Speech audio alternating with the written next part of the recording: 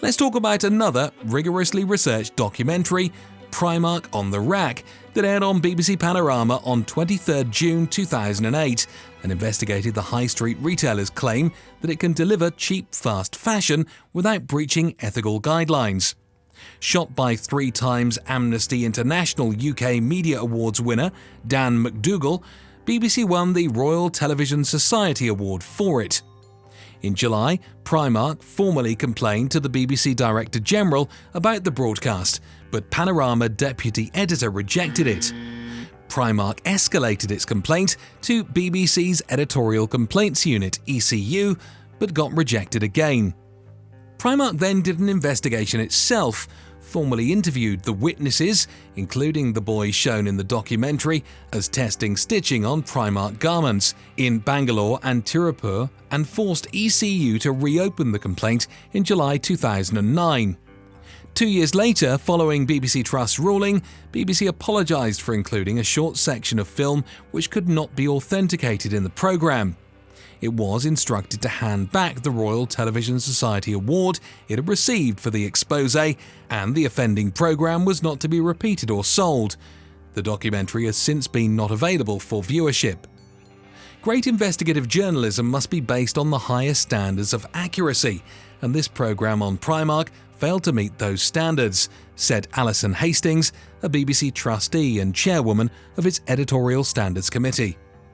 Primark commented that the programme was based on fabrication and was littered with poor journalistic practices.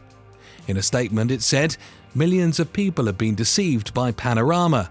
Viewers who watched the programme, shoppers who were then fed the lie, sourcing experts who believed the lie, teachers and pupils who viewed the programme in lessons have all been badly let down." Kevin Marsh, former editor of the BBC College of Journalism, said, "It's very serious and very bad for Panorama.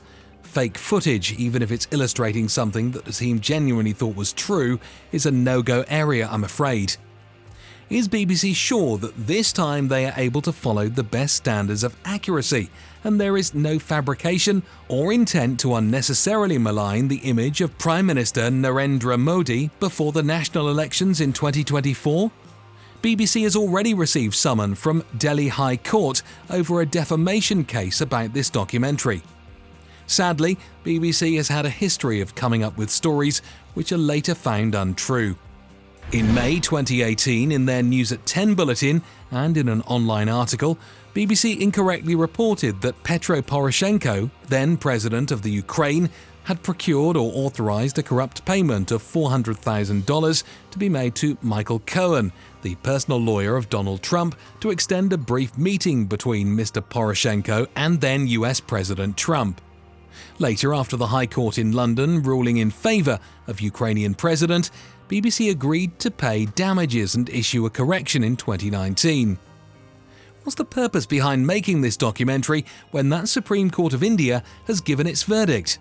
That too in the year 2012, when India had Congress-led government in the centre. Is it made with an intention to influence the general elections due next year?